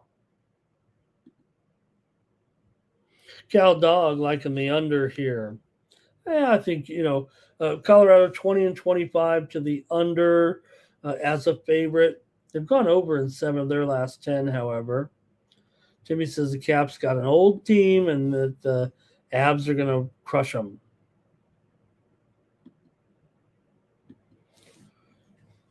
All right, got the Penguins here on the road taking on the Kraken. NHL action here for Monday afternoon, 5:10 Eastern and 2:10 Pacific time here on the West Coast. This one's at Seattle here. Seattle's lost 3 straight games coming in right now to New Jersey, Boston, and Utah, but that was the end of a long road trip, man, long road trip. Now they're back in action here a couple of nights later at home. Pittsburgh's been struggling as well. They come in here off of a loss to Columbus in their last game for Pittsburgh here. They've lost 4 out of their last 5. They've also lost 7 of the last 8 meetings against the Kraken. 7 of the last 8 meetings between the two teams have gone under as well. Pittsburgh has gone under in 4 of their last 6 games. The Kraken have gone under in 4 of their last 5. They're also 6-16 to the under at home. And also they've gone under in 24 of 42 games as an underdog. So I think I'm going to probably just take the under here in this one. Seattle has dropped 5 of their last 6 games coming in. And like I said, a good run here for the Kraken have kind of played well against the Penguins here. But I'm going to take the under in this one between Pittsburgh and Seattle. The two teams did meet back in November. Seattle, of course, got the win at Pittsburgh 3-2. See what you have in the chat here with this one. Timmy Two Shoes likes Everly to get a goal and a Seattle win. And the Gibson ratings say 3-2 Kraken. Kraken and under there. All right, I'll take the under as well.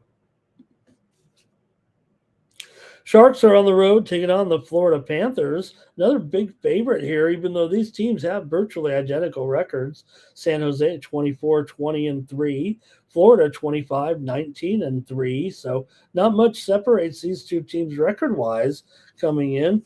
Florida's got the reputation, I guess. Maybe that's it. And the Sharks are on the road here, and they've just lost at Detroit 4-2 last time out. But they beat Washington before that. Florida, meanwhile, comes in off of a long road trip, and they're back home now. They did win 3 of the last 4 games on the trip, beating Ottawa, Buffalo, and Washington. They did lose to Carolina in one of the games there in between, but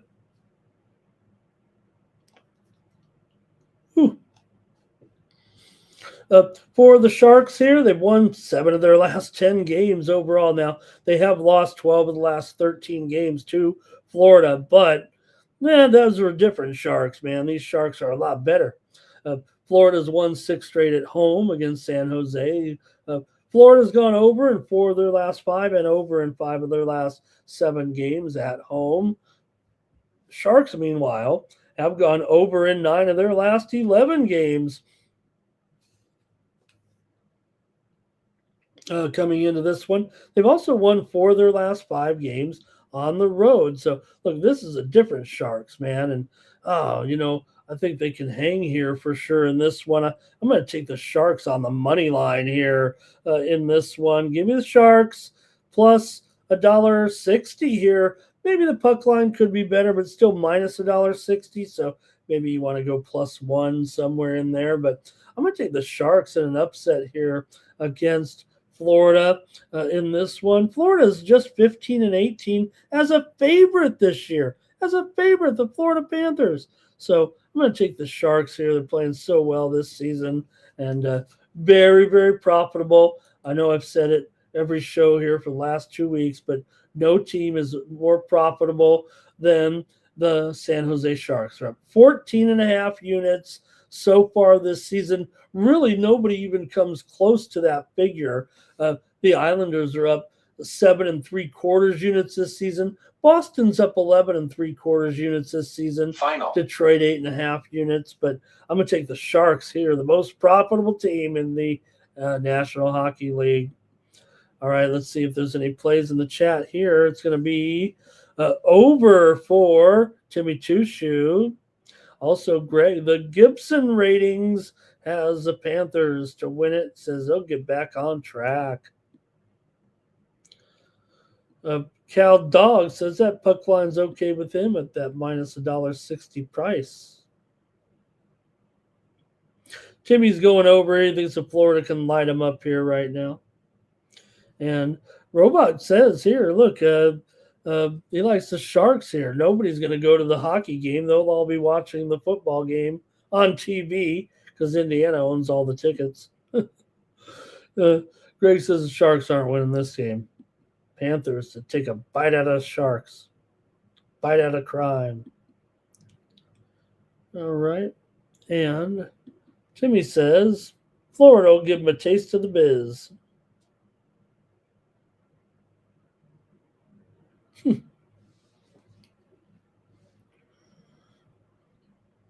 All right, next up here.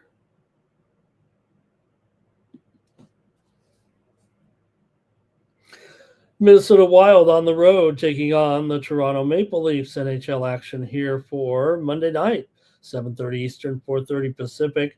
Both teams in a little bit of a rut here, but Minnesota's coming off of a win over Buffalo to start this road trip. They had lost 3 straight at home, 3 in a row at home. They came home for 3 and lost them all. Toronto, meanwhile, comes in off of a win over Winnipeg. That snapped a 2-game losing streak. For these two, they did have not met yet so far this season. Toronto 16-5 at home here so far. Minnesota 14-7 on the road here right now. Interesting matchup for sure. You got a Minnesota team here that has lost 5 of their last 7. They've lost 5 of the last 7 to Toronto coming in. Toronto's won 7 straight at home and have won 5 of their last 7 overall.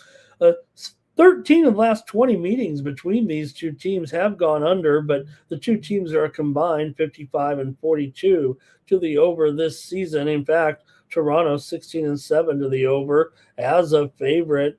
Minnesota 14-10 to the over on the road.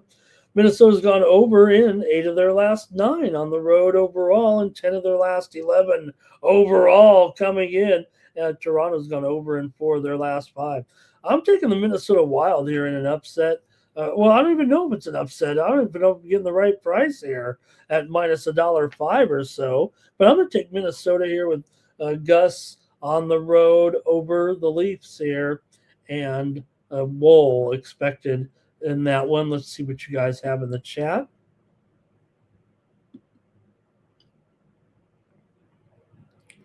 It's going to be Timmy on the Wild. Cal Dog is on the Wild as well. The Gibson ratings have Toronto in a blowout here. Mr. Wesker says the Wild, I can't take them. All right, I'm on the Wild here. All right, the Flyers are on the road here in Las Vegas on Monday night. You got Vegas, a $2 favorite. Philly, 22-17-8. They're losing every game here, left and right, struggling. Meanwhile, Vegas is finally heating up here right now. They've 24-11-12. Sure, they're the king of the overtime loss, but right now it's all systems go for the Golden Knights. They're kicking it in here. Winners of 7 straight, 4-1 their last 5 games at home. Philly, meanwhile, can't figure out what's going on. They've lost 6 straight. They've lost 6 of the last 7 games overall to the Golden Knights. Philly's gone over in 5 straight and 8 of their last 10 games on the road. Vegas, meanwhile, has gone over in 11 of their last 15. 4 of the last 6 meetings between the two teams have gone over. Vegas is 12-6 at home this season, and Philly just 11-20 as an underdog. Vegas is a dismal 10-30 as a puck line favorite. Meanwhile, Philly 21-10 as a puck line dog. Doesn't feel real comfortable here. Still kind of think the Knights can blow these guys out, but I better just take the over here in this one. These two teams have combined 55-39 to the over. Vegas is 16-8 to the over at home. Philadelphia is 14-8 to the over on the road. I'm going to try the over in this one with Philly and Vegas, but I think Vegas can cover the puck line here. Let's see what you got in the chat. With this matchup, here we go. Jimmy Choo-Choo's on the Leafs. Oh, in that other game. Sorry about that. Here's Flyers for the upset for Cal Dog. Greg says Vegas will give him a special beat down here. And Robot Glock says the juice is crazy on these games, right? Especially when you talk about the money line and the puck line. They've definitely taken into account. I've talked all season long about the 1-goal games, right? The statistics prove it. And used to see, right, when you'd have a $2 favorite like we do in some of these games, that the puck line dog would be, maybe minus $1.20, $1.25. But now we're seeing puck line dogs, despite being a $2, a plus 160 or plus 170, you got to lay 160 or 170 on the puck line. sometimes with these teams. Vegas puck line here for Robot Glock. Greg says Vegas is going to smash. Flyers just not good enough right now. Although Timmy says Vegas could easily blow this one.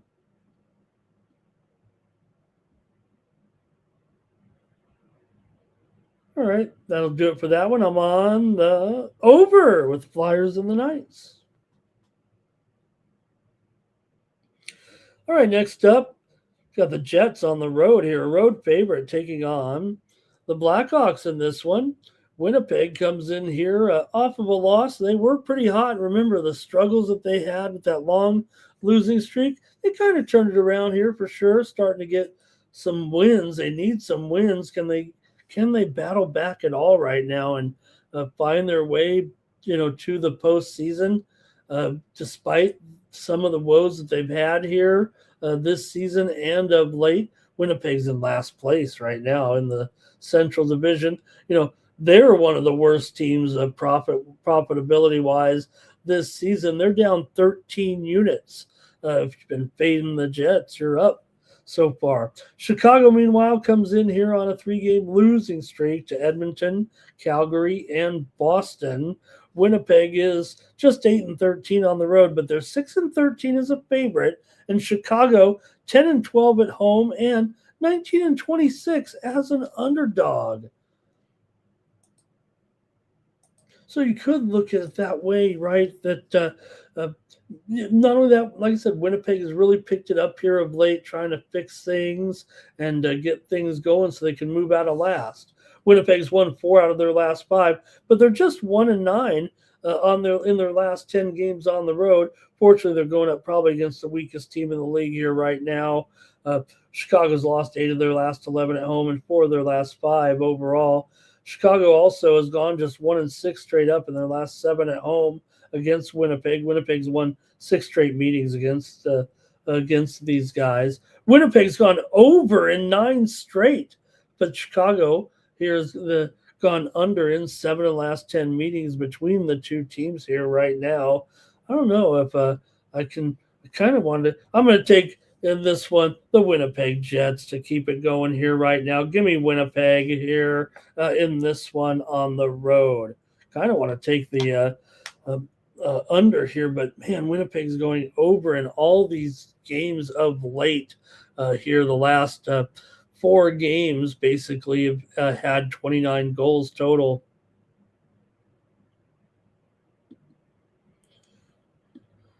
All right, let's see here. Any plays from the chat in this one? The Gibson ratings has the Blackhawks and an under. All right, and let's see here. Greg says, yep, be an under game for sure. Cal Dogs on the Jets there with me.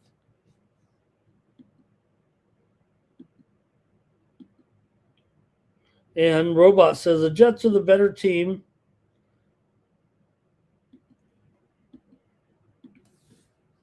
The New Jersey Devils are on the road here, taking on the Calgary Flames.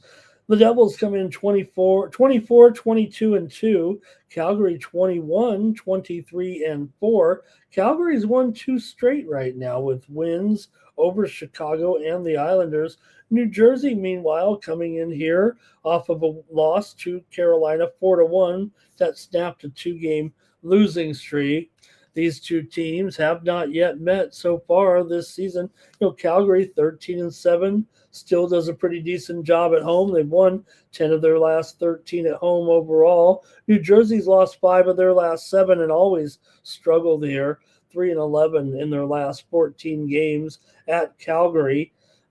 Also, 7 of the last 10 meetings between these two teams have gone over.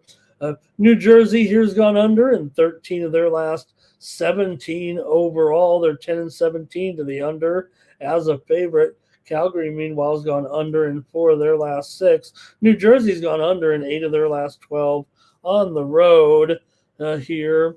I'm going to take the Calgary Flames in this one. Give me the Flames at home plus money against New Jersey here. Calgary's won 3 straight meetings over New Jersey. In fact, they won here last season, 3-0. These two teams have not yet met this season, but I'm going to take Calgary here in this one.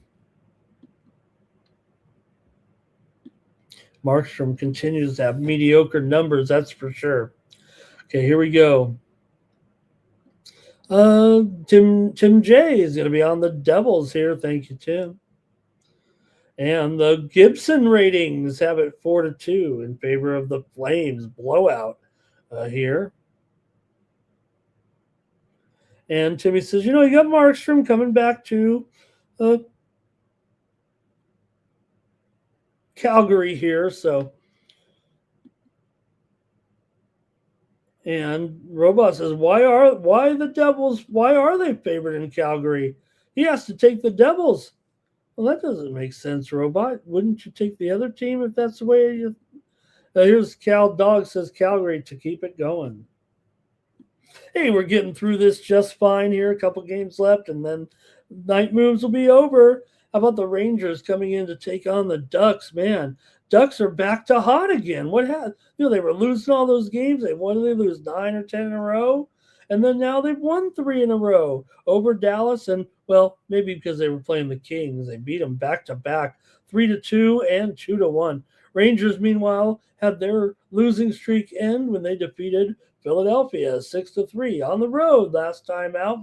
Rangers are just 1-5 in their last 6 games overall, but Anaheim's 3-9 in their last 12.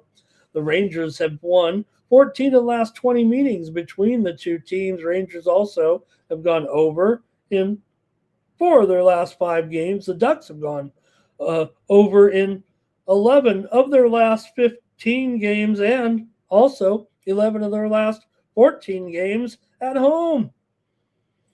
I got to take the Ducks here in this one as a favorite. I'm taking Anaheim here to keep it going. They're so streaky. I just think right now Anaheim 11-2 as a favorite this season for the Ducks, despite that long losing streak that they had. Just goes to show you they were playing tough teams or tougher than them anyway. It still has been a great season for Anaheim. They're still sitting here in 3rd place right now. Yeah, they've lost contact a little bit with the Golden Knights and Edmonton. It's actually a 4-way tie for 3rd place right now in the Pacific between Anaheim, LA, San Jose, and Seattle. Anaheim's up 4 3/4 units at home so far this season. We know the Rangers have been better on the road, but they're here up 5 units on the road so far this season, 16-9-2. But still, they're mired in last place in the Metro. I'm going to take the Ducks in this one. All right, and we've got Timmy Two Shoes likes the over big time here. Alternate over there. Tim says Rangers are my team, second team. Got to roll with them. All right.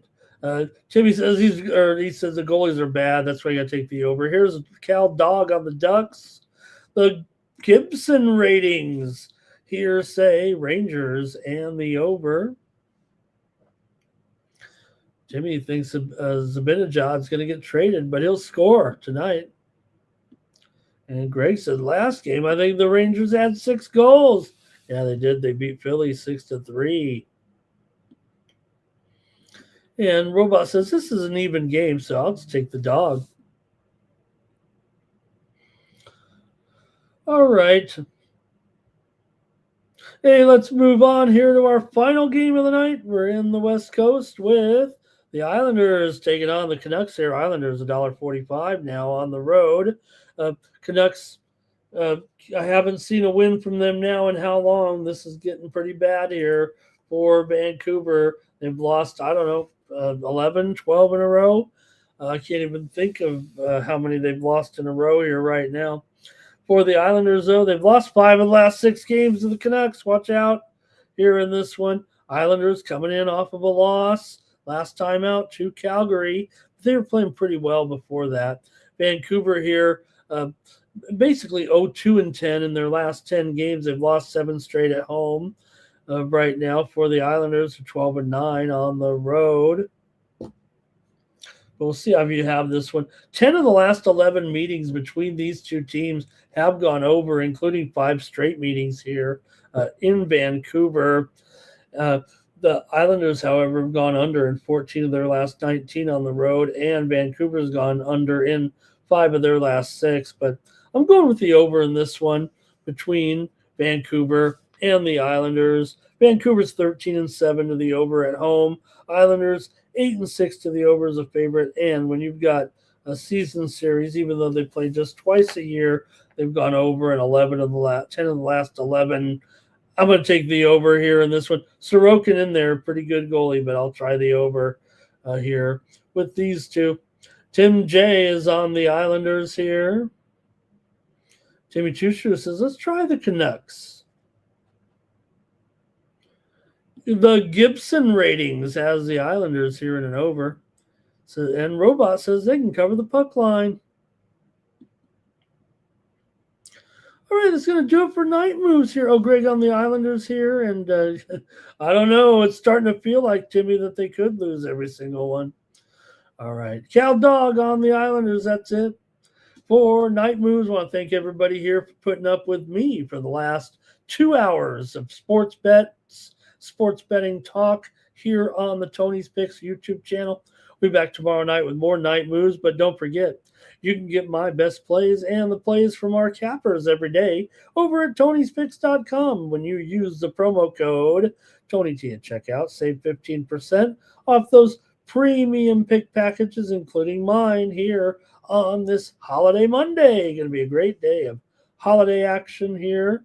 Let's go on over to Tony'sPicks.com and you'll see why not ride with me here for the next 3 days, including today, by getting the 3-day All Sports Pass. Get 3 days of my picks for $99 when you go to Tony'sPicks.com. All right, really appreciate it, gang. And make sure you use that promo code TonyT at checkout over there. Really thank everyone. Great job from the chat here tonight. I really enjoyed spending time with everyone here. And I think that is going to do it here for now. Oh, I'm on, sorry, Robot. I'm on Indiana. I'm on Indiana to rock here in this one. And I will have, I think, a premium on the total. So please subscribe over there. Really appreciate that. Cal Dog, thank you. Timmy Two Shoes, thank you as well. And let's see, he says Timmy's on Miami, though. All right. Thanks, everybody. We'll see you back here tomorrow with more Night Moves. And for the Tony's Picks YouTube channel, I'm Ramon Scott. So long from Night Moves.